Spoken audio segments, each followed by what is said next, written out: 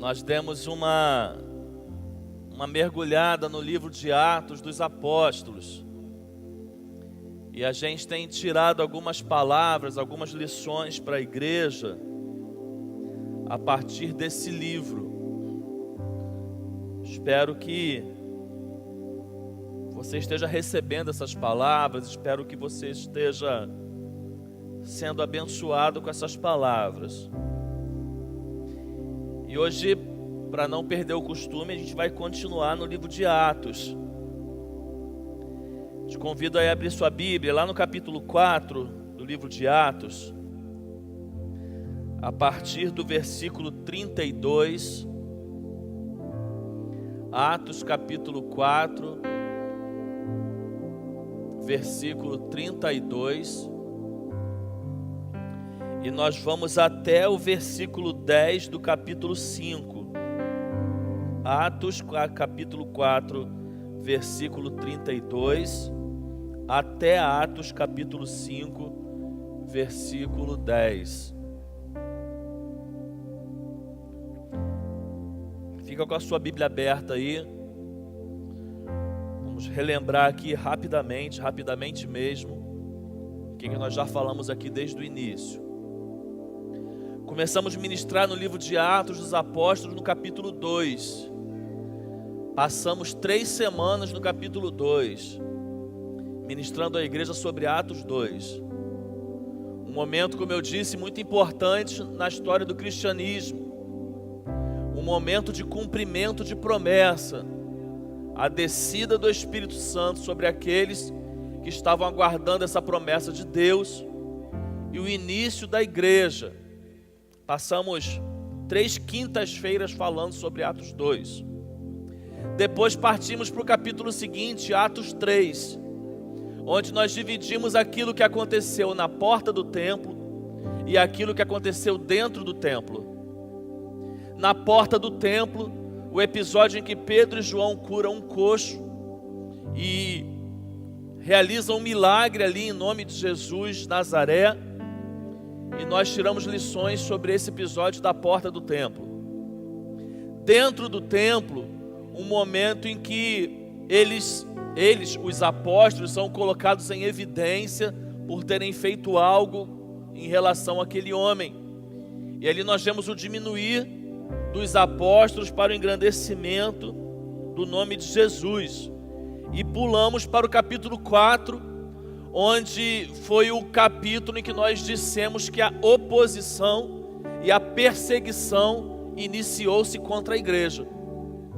Uma vez que a igreja rompe, movida pelo Espírito Santo, ela desperta algo no mundo espiritual. Ela desperta a perseguição do mundo espiritual. Falamos sobre isso quinta-feira passada, tirando dentre várias lições, a principal lição de que a igreja não é convidada a ficar parada. A igreja parada, ela não incomoda ninguém. A igreja é convidada a estar em movimento, a estar em ação, rompendo as barreiras pelo agir do Espírito Santo, porque quando ela faz isso, ela incomoda no mundo espiritual, e ainda que perseguições se levantem contra ela, essas perseguições não conseguem deter a igreja, não conseguem deter o avanço da igreja. Nós podemos olhar para trás para podermos dizer isso. Se a igreja, se o evangelho, se o cristianismo sobrevive aos dias de hoje, sobrevive porque muitas vezes num cenário de perseguição ele avançou ainda mais. E agora a gente pega esse finalzinho do capítulo 4, onde a gente vai mais uma vez evidenciar essa maravilha que acontece no meio da igreja, mas a gente vai entrar também no capítulo 5, onde a gente vê que o diabo ele muda a estratégia. Por que ele muda a estratégia? Quando a igreja avança, ela enfrenta perseguição. O sinédrio se levanta contra ela. Essa perseguição veio do lado de fora ou do lado de dentro? O sinédrio, do lado de fora. As autoridades se levantaram contra ela. Então o diabo usou a estratégia de atacar a igreja do lado de fora. Não deu certo. Aí ele tenta atacar a igreja agora por onde? Do lado de dentro. Ananias e Safira são sinônimos ou representam a brecha que muitas vezes a igreja dá para que o diabo ataque do lado de dentro. E eu quero falar um pouquinho com os irmãos sobre isso. Atos capítulo 4, a partir do versículo 32. Da multidão dos que creram, uma era a mente e um coração. Ninguém considerava unicamente sua coisa alguma que possuísse, mas compartilhavam tudo o que tinham. Com grande poder os apóstolos continuavam a testemunhar da ressurreição do Senhor Jesus, e grandiosa graça estava sobre todos eles. Não havia pessoas necessitadas entre eles, pois os que possuíam terras ou casas as vendiam, traziam o dinheiro da venda e colocavam aos pés dos apóstolos, que distribuíam segundo a necessidade de cada um. José, um levita de Chipre, a quem os apóstolos deram o nome de Barnabé, que significa encorajador, vendeu um campo que possuía, trouxe o dinheiro e colocou aos pés dos apóstolos.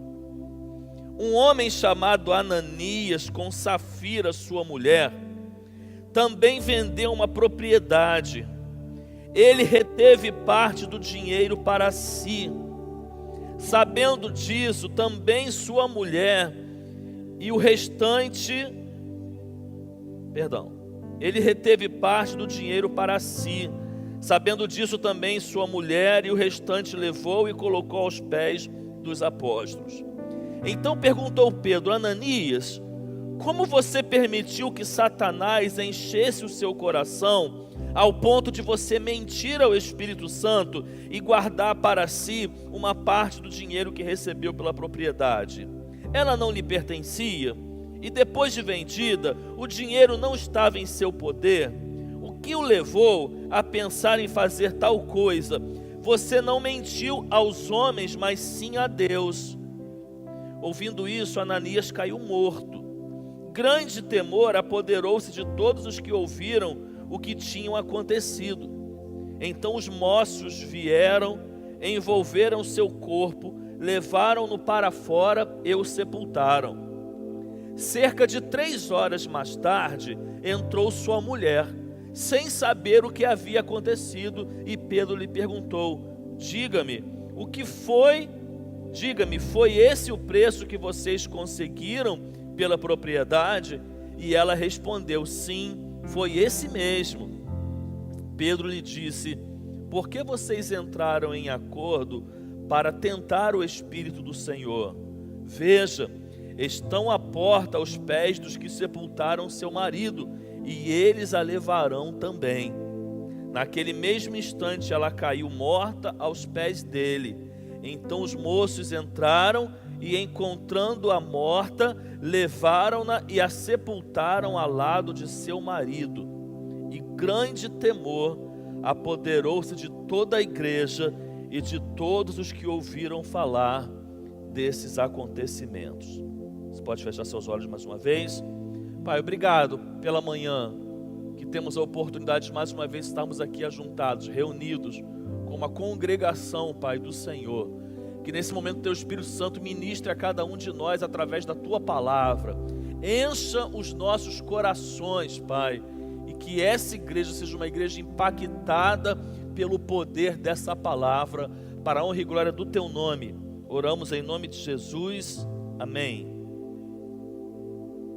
Irmão, se você pensa que já falamos muitas coisas sobre as maravilhas que essa igreja vivia, esse finalzinho aqui do capítulo 4 complementa tudo de bom que essa igreja vivia. Irmãos, que tempo precioso e maravilhoso deveria ser esse e que essa igreja estava vivendo. Não havia limites para essa igreja, não havia barreiras para essa igreja. Tudo que se levantava contra ela caía. E a igreja avançava poderosamente, sobrenaturalmente, por todas as adversidades. Satanás inicia uma perseguição contra a igreja que não adianta nada. Os próprios membros do Sinédrio, que haviam iniciado a perseguição contra a igreja, chegaram à conclusão de que aquela igreja era movida por uma força diferente. Eles diziam: esses apóstolos são incultos, eles são iletrados, mas eles falam com uma intrepidez, com uma ousadia que é evidente que eles estiveram com Jesus. A igreja, ela tem uma marca, é a marca de que o que ela faz, ela não faz por si mesmo, porque ela não seria capaz. Existe uma força maior do que ela que a conduz. É maravilhoso ou não, irmãos? A igreja ser vista como um agente de que resulta de uma força maior do que ela. A igreja atestava a incapacidade humana e o sobrenatural de Deus sobre ela. Mas preste atenção, tem uma frase que a gente até hoje, de vez em quando a gente diz: Satanás não tira férias. O diabo não tira férias. E quando ele tenta de uma forma e se frustra, ele busca outras formas. Então, quando ele levanta uma perseguição que vem do lado de fora, e aquilo não impede o avanço da igreja, ele olha para dentro da igreja. E ele procura uma brecha para que ele não ataque a igreja mais do lado de fora, mas para que ele a ataque do lado de dentro. Isso me lembra uma ilustração de um grande general de guerra, que ele desejava muito conquistar uma cidade. Só que essa cidade, irmãos, que esse general desejava conquistar, era uma cidade muito forte. Ela era murada, fortificada e tinha um poder de guerra também muito forte. E aquele general sabia que era muito difícil ele atacar essa cidade. Essa ilustração conta que esse general tinha 5 tropas de guerra. E num determinado momento ele tomou coragem, reuniu as suas tropas e se posicionou de frente daquela cidade que ele iria tentar atacar. Um amigo desse general, percebendo que ele não conseguiria nada contra aquela cidade, poderia inclusive perder sua vida e ter todas as suas tropas destruídas, tentou alertá-lo. E foi até ele e falou: não faça isso, você é muito fraco, você não tem condições, ainda que você junte todas as suas tropas, você não tem condição de atacar essa cidade. Mas esse general, irmãos, ele estava muito tranquilo, ele não aparentava medo algum, e ele passava uma fisionomia de muita confiança. Então aquele amigo, tentando fazê-lo desistir de atacar a cidade e não conseguindo, olhou e percebeu que das 5 tropas que ele tinha, que ele possuía, apenas 4 estavam posicionadas de frente da cidade.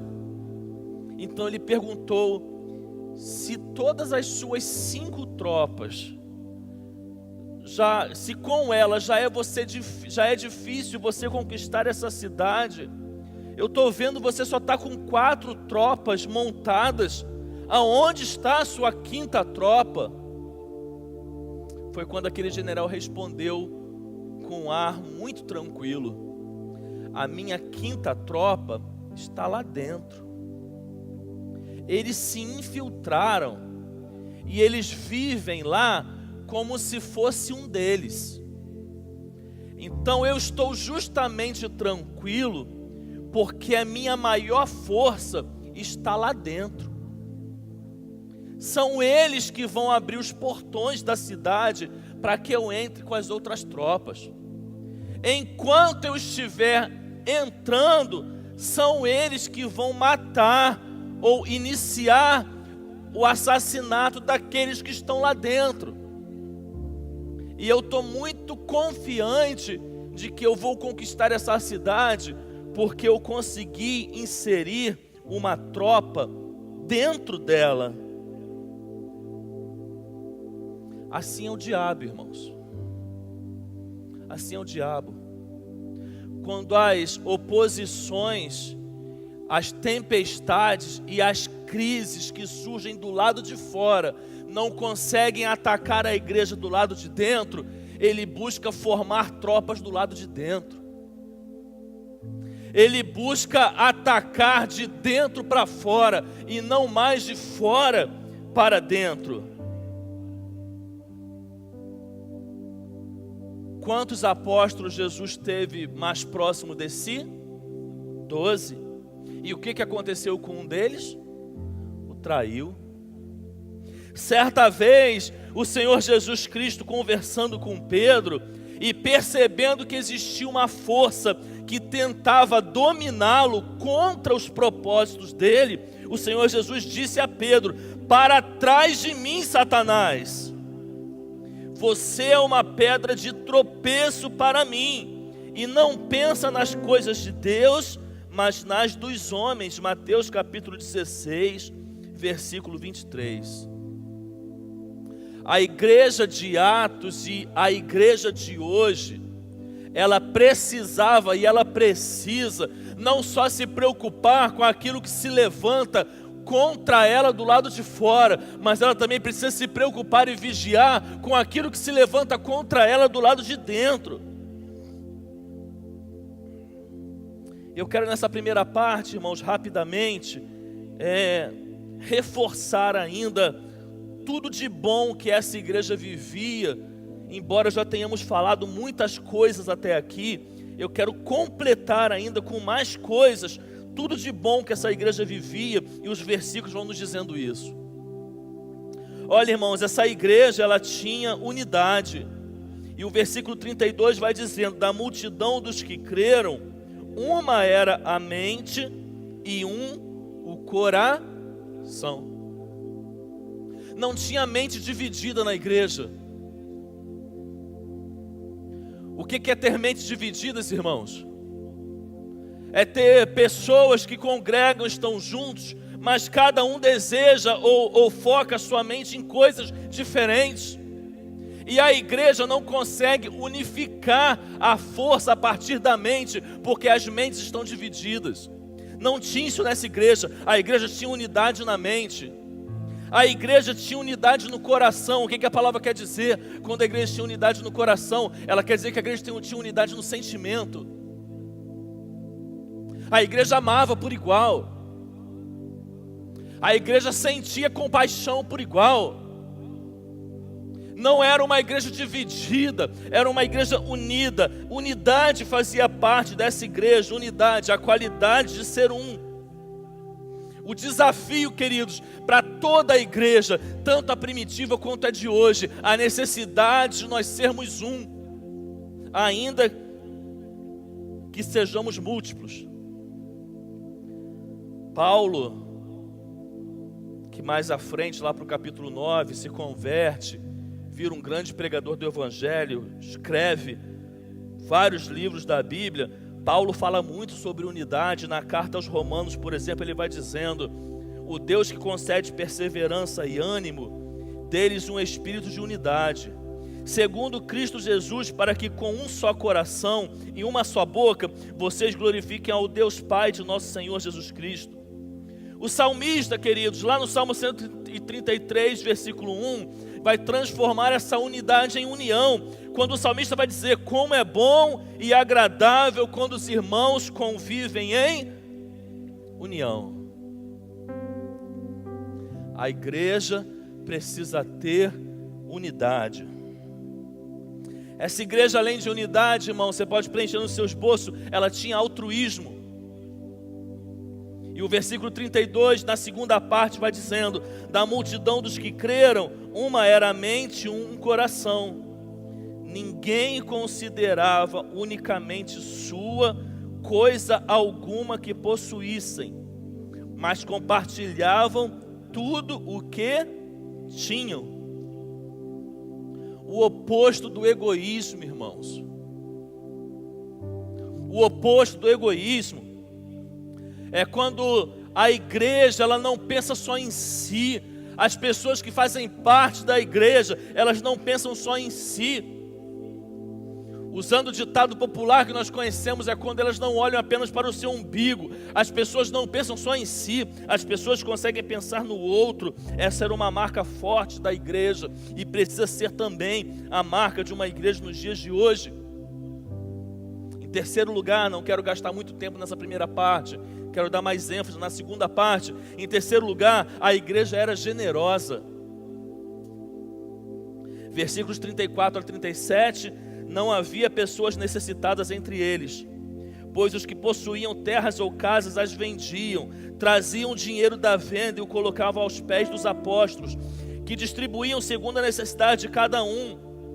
José, um levita de Chipre, a quem os apóstolos deram o nome de Barnabé, que significa encorajador, vendeu um campo que possuía, trouxe o dinheiro e o colocou aos pés dos apóstolos. Irmãos, nós estamos falando até aqui sobre uma igreja cheia do Espírito Santo. É impossível uma igreja cheia do Espírito Santo não ser generosa. Irmãos, a ação do Espírito Santo resulta em várias coisas, dentre elas, grave isso, generosidade. Generosidade.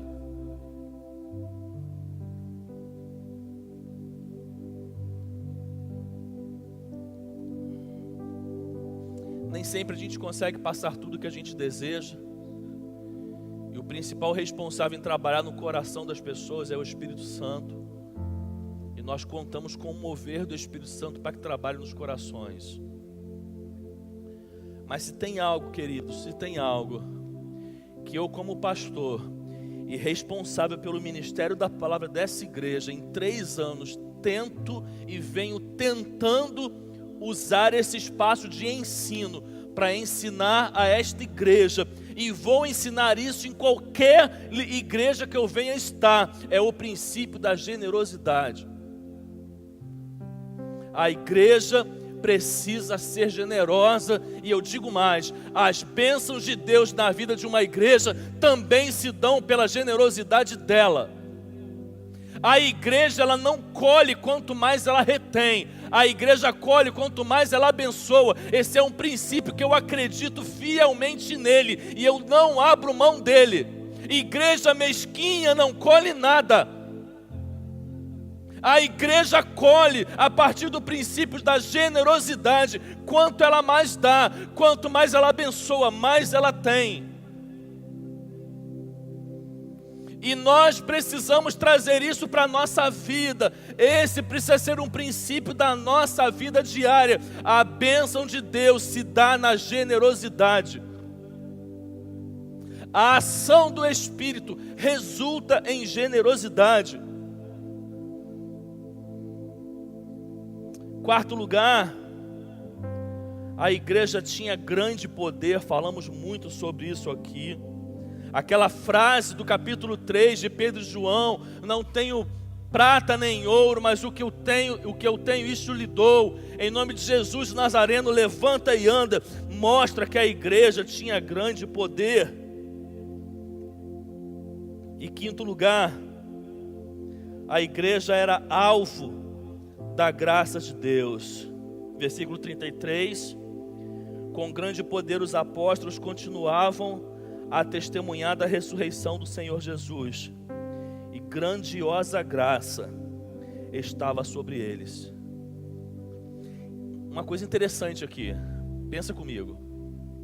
Às vezes na nossa vida espiritual, a gente pensa que quando a gente está num nível muito bom, que quando as coisas estão muito bem, é que a gente está mais protegido da tentação. Às vezes a gente tem uma ilusão como essa. Está tudo bem, está tudo em paz, está tudo fluindo, estamos vivendo uma época maravilhosa de experiência com Deus. É aí, querido, que o diabo mais vai buscar oportunidade para tentar você. Jesus foi levado para o deserto para ser tentado após viver uma experiência sobrenatural no seu batismo. A manifestação da Trindade de Deus se deu no seu batismo, e ele foi em seguida levado para o deserto para ser tentado. A igreja, irmãos, vivia qualidades que nós gastamos, só para você ter uma ideia, 5 mensagens até aqui, só para falar de tudo de bom que acontecia na vida da igreja. E o diabo estava como? Inquieto, irmãos. Furioso.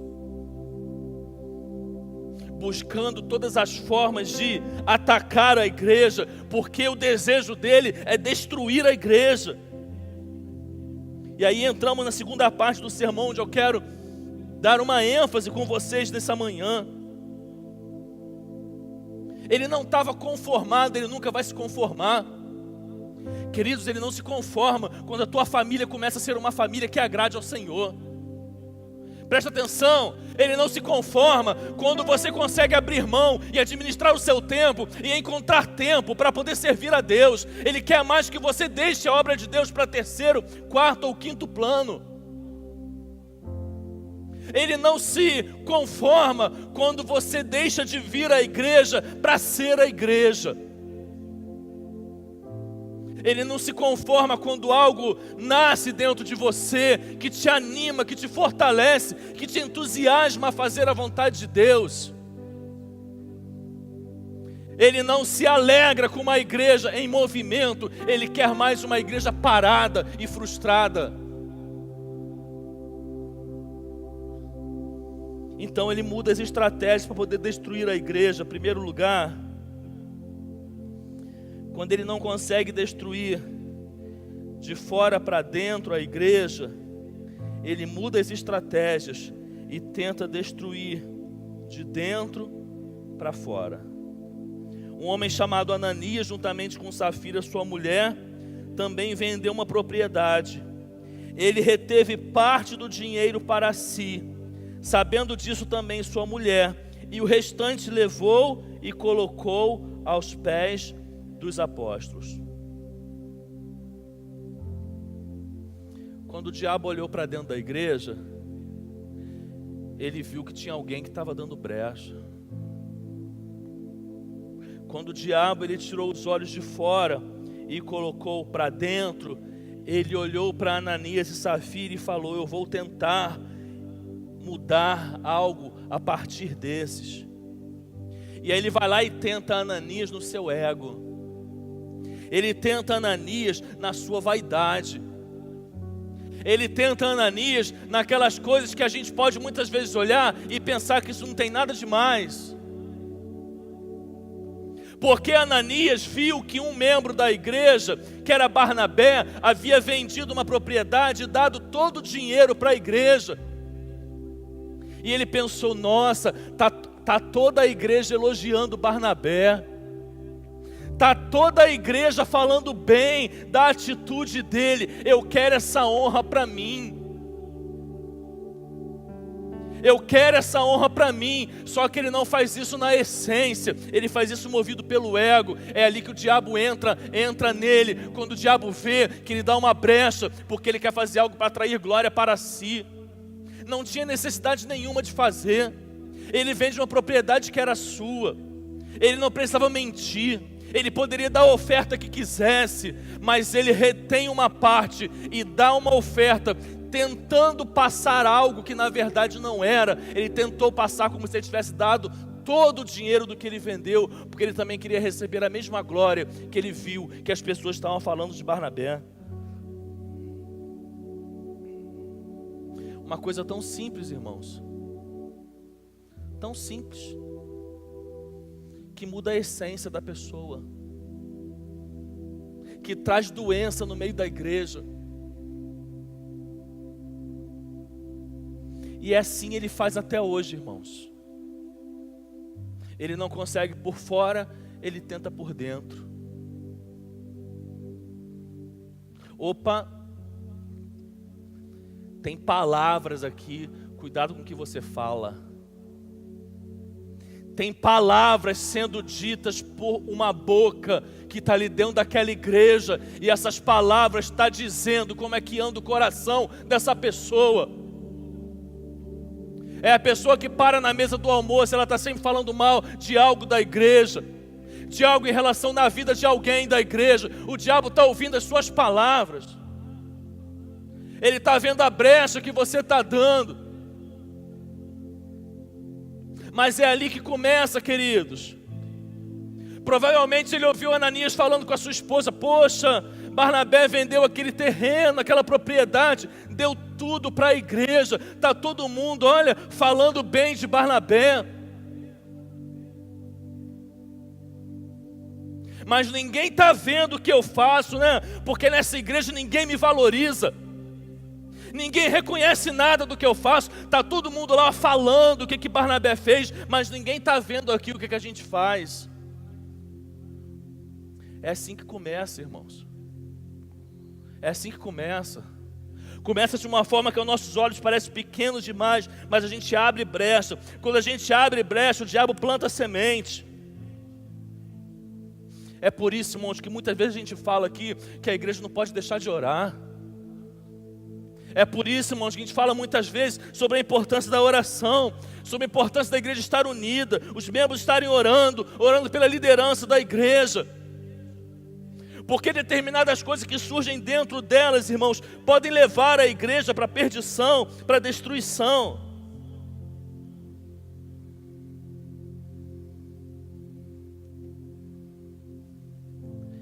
Irmão, se você está com sono, fique em pé, mas não perde essa palavra não. Não dorme agora não, em nome de Jesus. Você tem tanto tempo para dormir, meu irmão, não vem dormir na hora do culto não. Fique em pé se você não consegue ficar acordado, mas ouve essa palavra que ela é para mim e para você.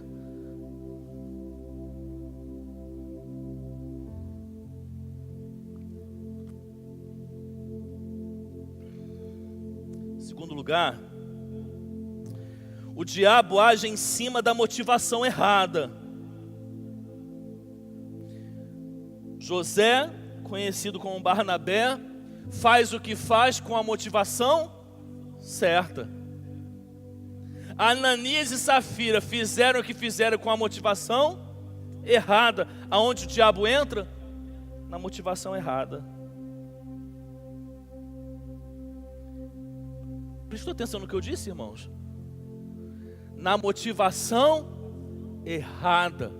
A essência não é o que você faz, é a motivação que move você em relação ao que você faz. E se você está fazendo com a motivação errada, você pode estar dando brecha para o diabo. A prática de Ananias foi a mesma, ou parecia ser a mesma de Barnabé, mas a motivação estava errada. É na motivação errada que o diabo age. Porque Barnabé buscou glorificar a Deus, Ananias e Safira buscaram a glória para si mesmo. Cuidado com a motivação que dirige a sua vida. Cuidado com a motivação que move você a fazer as coisas para Deus. Seja do mais simples ao mais complexo, a motivação precisa ser a correta. Não tem serviço mais importante, irmãos, na vida da igreja. Todos são para Deus. Eu posso estar na recepção, mas eu preciso estar com a motivação certa. Eu posso estar aqui no terreno, limpando o terreno, como estiveram aqui o irmão Moacir e o irmão Carlos ontem, mas a motivação precisa ser a correta. Eu posso estar aqui pregando ou ministrando louvor, mas a motivação precisa ser a correta. Quando eu saio da minha casa e eu venho para cá, para o ajuntamento dos santos, a motivação precisa ser a correta. O meu coração precisa estar entregue às coisas de Deus. Cuidado, queridos, porque a gente corre um risco muito grande, repito, muito grande, de fazer por rotina. A igreja pode nos levar a fazer a obra de Deus por rotina. Não faça por rotina. Você que é líder de pequeno grupo, não dê um estudo por rotina. Não se encontre por rotina. Você que é um professor de EBD, não prepare uma lição por rotina. Seja o que você faça, não faça nada por rotina. Faça com a motivação correta, faça com entusiasmo, faça com amor pela obra. Feche as brechas para o diabo, porque quando você faz por rotina, você pode fazer murmurando, você pode fazer reclamando, você pode fazer maldizendo. É aí que abre a brecha, é aí que o diabo entra.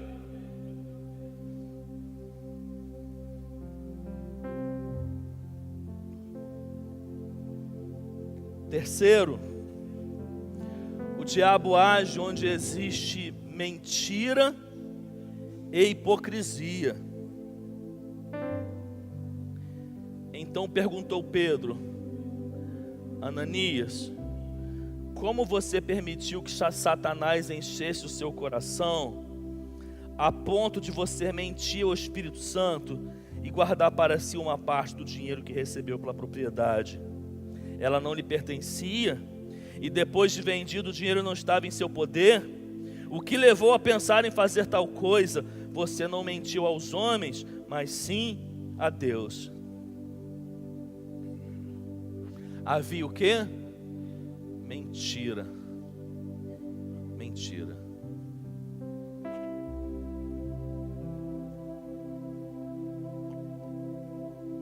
A mentira é perigoso demais, irmãos. Sabe por quê? Porque muitos mentem sem ter a percepção que estão pecando. A mentira é aquilo que você faz, que muitas vezes não te traz o sentimento de que você estivesse pecando. Porque muitas vezes aquilo vira algo natural. E aqui houve mentira, aonde há mentira, queridos, o diabo age. E João capítulo 8, 44 vai dizendo: vocês pertencem ao pai de vocês, o diabo, e querem realizar o desejo dele. Ele foi homicida desde o princípio e não se apegou à verdade, pois não há verdade nele. Quando mente, fala a sua própria língua, pois é mentiroso e pai da mentira. Só que além de mentira também houve hipocrisia. E o que é hipocrisia, irmãos? É quando você tenta parecer ser uma coisa que você não é. É quando você tenta passar uma coisa que na verdade você é outra. Há uma hipocrisia aqui em Ananias e Safira, porque eles anunciam um valor e dão esse valor passando uma imagem que estão dando tudo que venderam. Na verdade não estão dando tudo, há uma hipocrisia aqui. Jesus, quando olha para os fariseus, lá em Mateus capítulo 23, ele vai dizendo: olhem para esses homens, façam tudo o que eles dizem, mas não façam nada do que eles fazem, porque eles dizem uma coisa e vivem outra, e eles para mim são como sepulcros caiados. Pode parecer muito bonita essa expressão, sepulcros caiados, mas são sepulcros podres. Eles estão limpos por fora, mas estão apodrecidos por dentro. Uma das coisas que Deus mais detesta, pode ter certeza, é a hipocrisia. Não tenha dificuldade em apresentar e falar as suas fraquezas para Deus. Não tente passar uma coisa que você não é. Seja humilde. Se renda aos pés do Senhor e coloque as suas falhas e dificuldades diante dele. E não tente ser uma coisa que você não é. Cuidado com a hipocrisia da santidade. algo muito comum nas igrejas nos dias de hoje. A pessoa, perdoa a expressão, quer arrotar uma santidade que passa longe dela. E não é difícil perceber essa santidade falsa, porque o falso santo, ele na primeira oportunidade que tem, ele se coloca como juiz.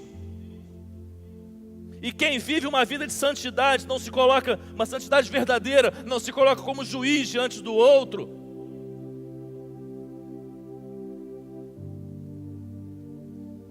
Irmãos, as coisas podem ser mais simples entre nós. Irmãos, a gente pode dar mais espaço para o Espírito Santo. Ouça essa palavra em nome de Jesus e vamos corrigir a nossa vida para que essa igreja dê mais espaço ao Espírito Santo.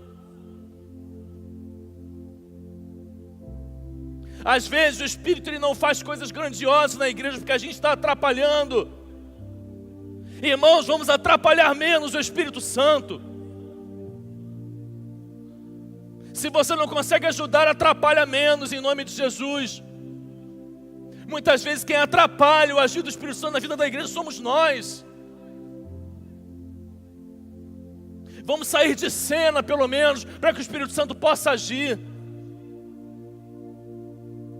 Mateus 23, 27, ai de vocês, mestres da lei, fariseus, hipócritas.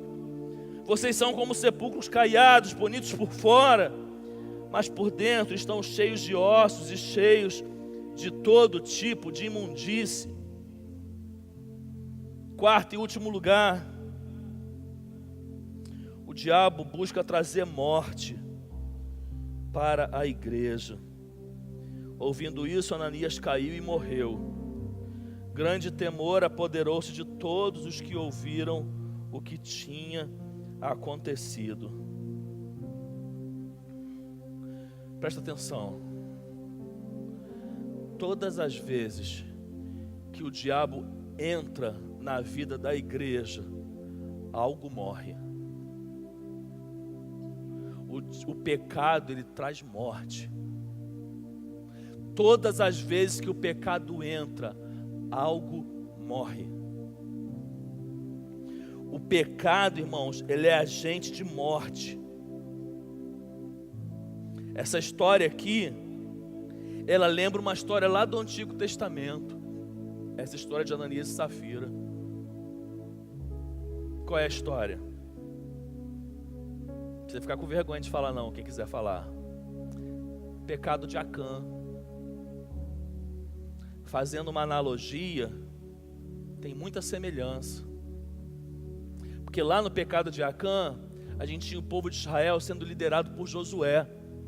E assim como acontecia na igreja primitiva, as portas do sobrenatural se abriam, se rompiam para que o povo pudesse fazer o que Deus desejava que eles fizessem. Exemplo maior, a vitória sobre Jericó. Algo totalmente sobrenatural.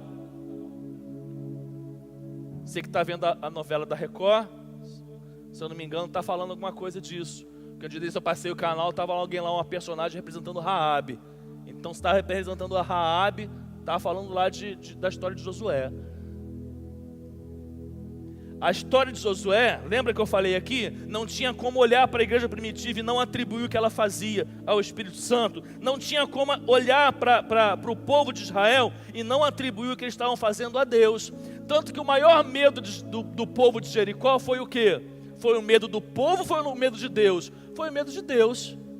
Porque nós já estamos aqui ouvindo falar o que esse Deus tem feito por esse povo. E o povo de Jericó ficou morrendo de medo. Aí o povo de Israel chega em Jericó, não faz força nenhuma.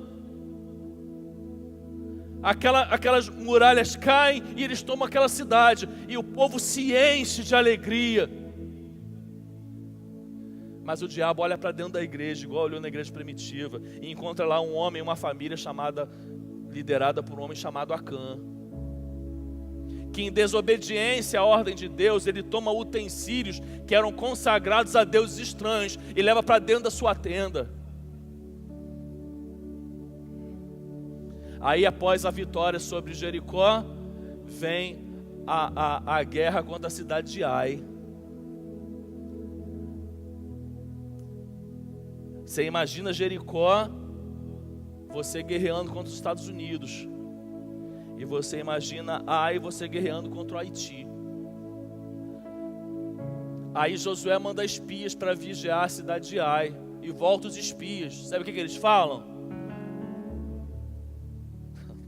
Não tem nem necessidade de ir todos os nossos homens. Pode diminuir aí a tropa, manda bem menos.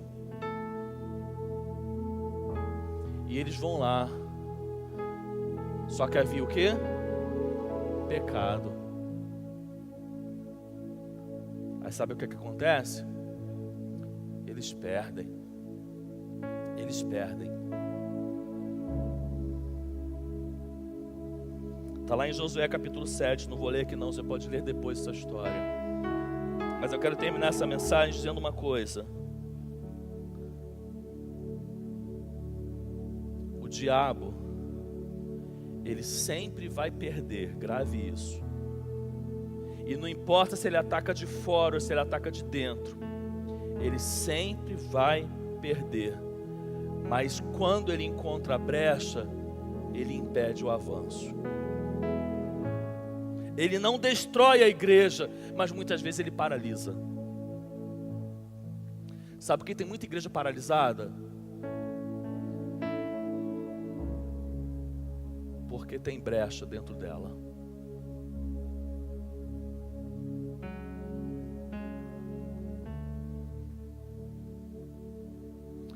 Talvez você vai me achar prepotente em dizer isso, então me perdoe desde já. Sabe por que tem muitas igrejas da nossa denominação paralisada? Porque tem brecha dentro dela. Sabe por que tem muitas igrejas da nossa denominação paralisada? Porque estão servindo a maçonaria e não a Deus. Sabe por que tem muita igreja da nossa denominação paralisada? Porque estão servindo ao dinheiro e não a Deus. Porque o que manda na igreja é o dinheiro, ou o que manda na igreja são famílias. Tem brecha dentro dela, e quando a brecha encontra espaço, a igreja fica paralisada. Aí o diabo fica feliz, porque a igreja não avança, porque a igreja não incomoda ninguém.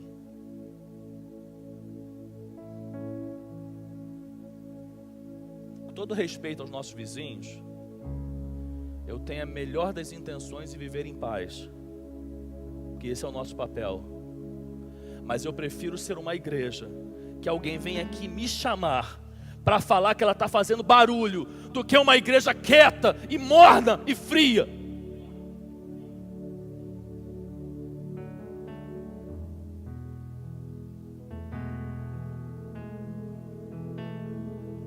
Irmãos, a gente tem muita expectativa para o ano que vem.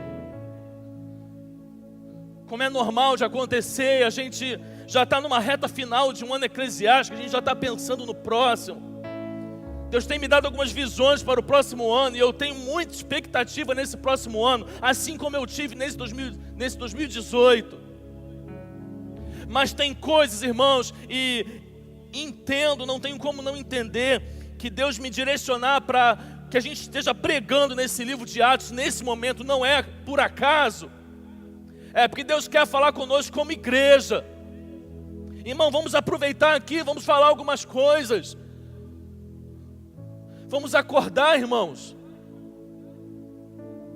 Vamos acordar.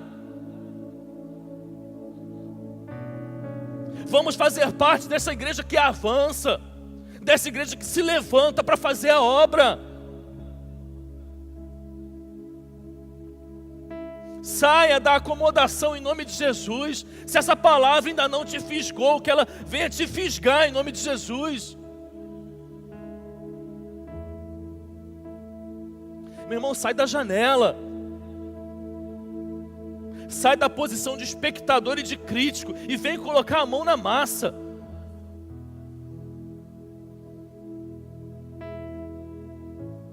Nós temos tantas necessidades, irmãos, nós temos tantos projetos, nós temos tantas coisas para fazer, e você pode somar força a isso.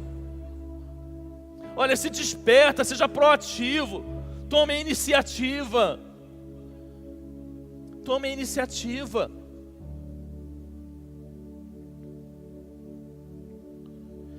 E a primeira, irmãos, medida, começa a tratar o que está dentro de você.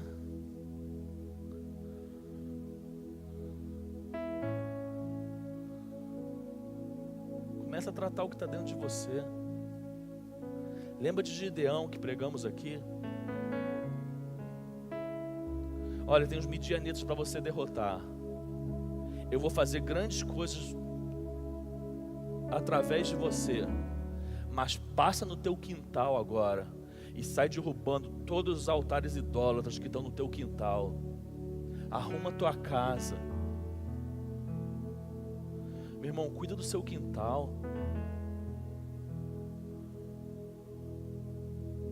Arruma o que precisa ser arrumado na sua vida. Coloque em ordem o que precisa ser colocado na nossa casa. Se nós todos fizermos isso, quando nós chegarmos aqui, a igreja vai ser mais forte. A igreja vai ter mais força.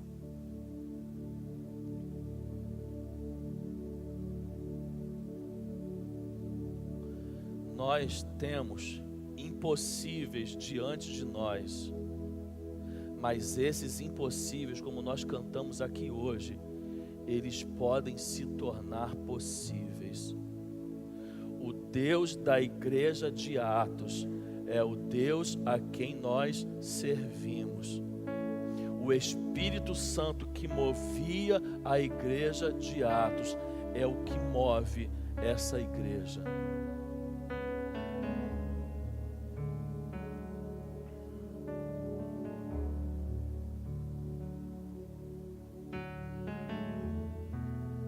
Pastor, já estou terminando.